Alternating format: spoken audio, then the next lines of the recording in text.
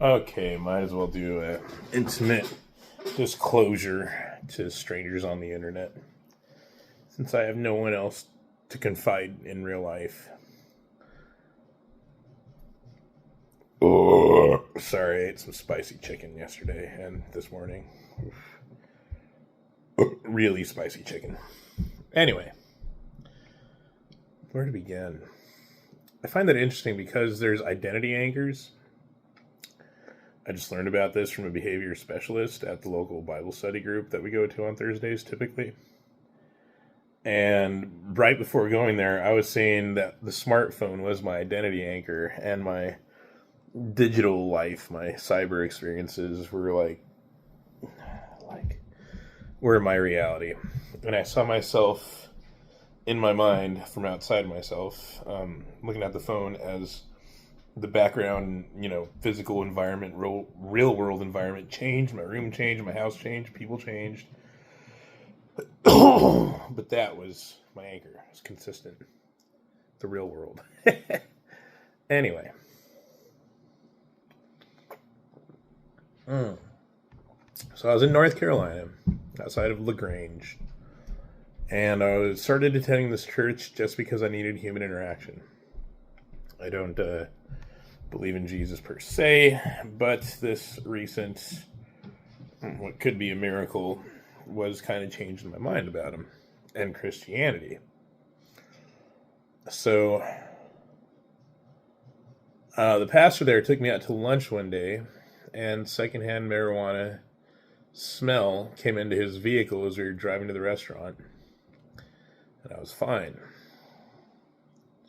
It's a very strange experience because I was waiting for hallucinations and suicidal, homicidal thoughts and all the things I typically experience that are positive symptom presentation of involuntary intoxication, involuntary secondhand exposure to marijuana, forced drugging.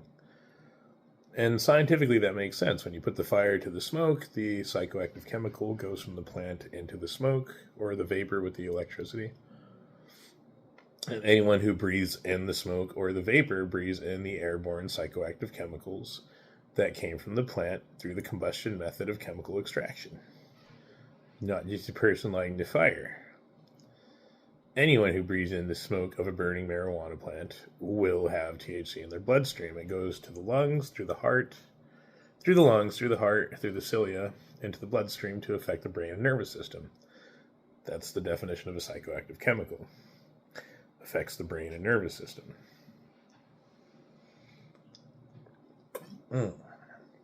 So I thought it was maybe the spirit of Christ, a miracle of this Christian church. Because logically, there was no other explanation as to why I was desensitized in that response. Now, I saw this as a double-edged sword, but mostly a wonderful thing. If morons want to harm themselves with marijuana because they don't want to listen to reason, and it doesn't affect me, that would be fine. I mean, it still affects me indirectly, just like immigration. Marijuana increases the strain on social services, things like that, increases homelessness, welfare dependence from people who aren't disabled, but their marijuana use disables them, makes them ineffective at work and whatnot. Yeah. The reason I'm going for a degree in forensic psychology is because marijuana causing an increase in crime, that's going to be more profitable than counseling or addiction counseling or running a clinic. I think. I could be wrong, but likely I'm not. So, yeah. This would be great because this means that, my kryptonite, this thing that disables me, handicaps me, would not have such power over me. That would be awesome. But I read in the psychology book, my current course material, how ostracism, right, severe isolation, causes people to experience greater levels of pain. Now, that didn't make sense to me because I've gone to other Christian churches that, technically were caring and supportive and loving, but not really. And somehow that church in North Carolina, New Hope Friends, the Friends Network Church or whatever, it made me feel more loved and cared for and supported. And so, scientifically speaking, that could have a physiological effect on, my neurochemistry and neurochemical responses to secondhand marijuana, or just the smell of it, right? Psychological and physiological. And that's interesting because that means that my entire life, all 42 years thus far on this planet, I've never had anyone love or care about me. And all those years that I was isolated, alone, abandoned, and neglected, all I needed was someone who genuinely loved and cared about me, let alone a group of people. And I found that at that church for like the first and possibly only time in my life. More so than my own family, even. Let alone all the phony friends and backstabbing people that I've met throughout my life. At the same time, I was communicating with Jews about converting to Judaism and moving to Raleigh, and to their credit, they tried, but I couldn't afford the cost of living over in Raleigh.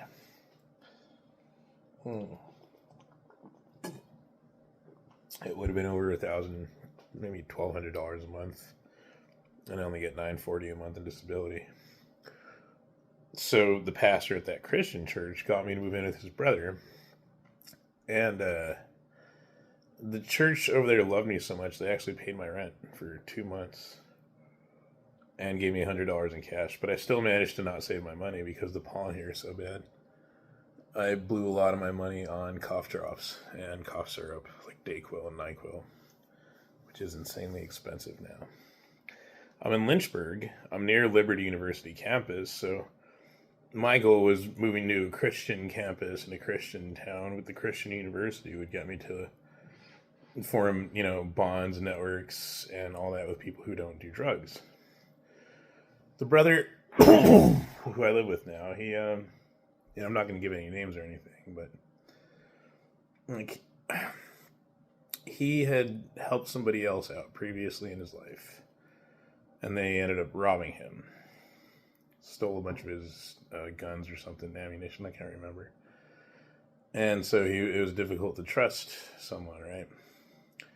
Well, when I moved in here, I moved into the room of the person who they had previously helped, and I found a bag of marijuana seeds and stems and crumbs. And when I said that and asked about it, even though he quit smoking marijuana 3 years ago, he was still selling it a year ago, making good money, as he put it. I think that's insane that Whitey cannot live without his booze and his drugs. And so this guy actually needed Christianity to quit doing drugs, like he couldn't figure out on his own, right? And so there was more to the story, obviously, about his situation getting robbed and whatnot than what he even told his brother, the pastor, who, I got in here through. And the whole point of moving here was it was supposed to be marijuana free. But then the guy's wife, sometimes women say things that's just stupid to be argumentative, but she was defending marijuana and claiming medical marijuana helped people and there's different strains and basically regurgitating the marijuana propaganda. And I was tired. I couldn't come up with strong counter arguments. Now I've pretty much realized, in my mind, I've dissected all of her arguments and they're wrong. But there's also a lot of methamphetamine out here. So when I hear white supremacists say it's the Jews, it's clearly not the Jews. It's the white Christians.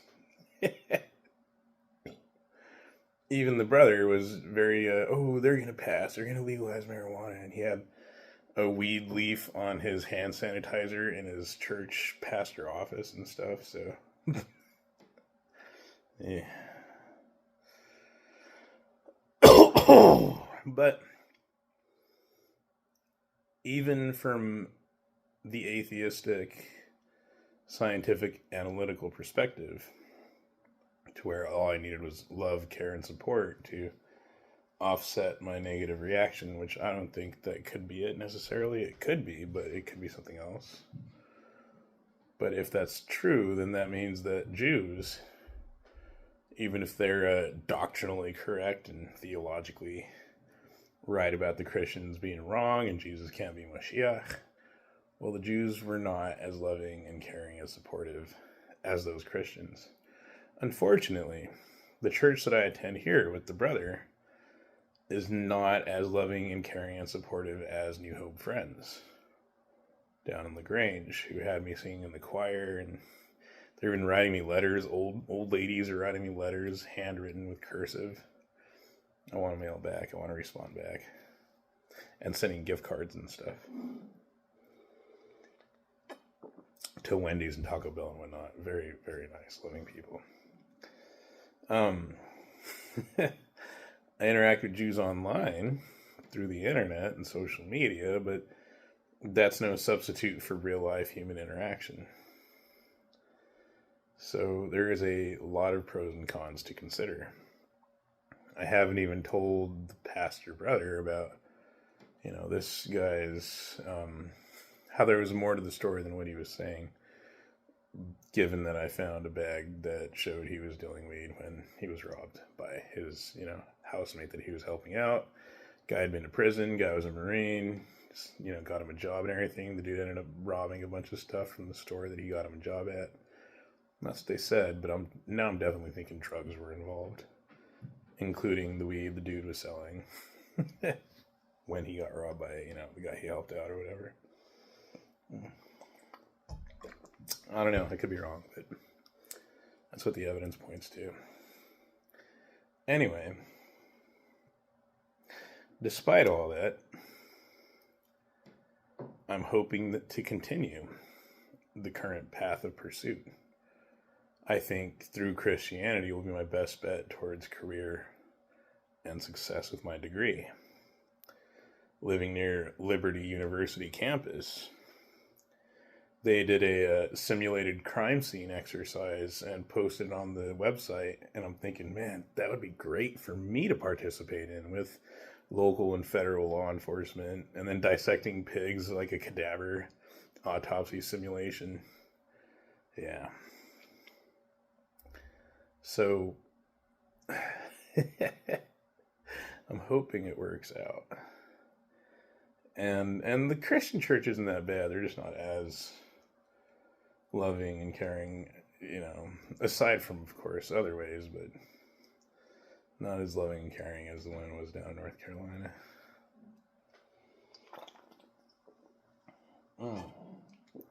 And if attending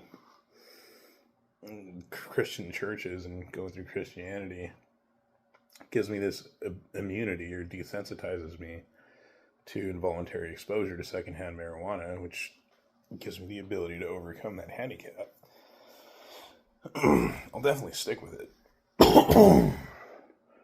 But I still am pro-Judaism. Big part of me. So that's the update. That's pretty much everything.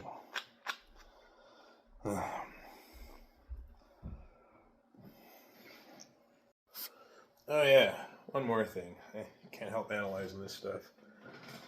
So these white Christians, I couldn't help but noticing, are smarter than me on certain things. Like paying bills and money, white man better at money, I guess. Figuring out mortgage and percentages and things like that.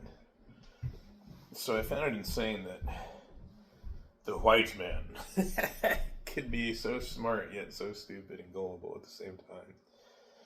It didn't make any sense to me until I factored in greed and, lust for pleasure and things like that.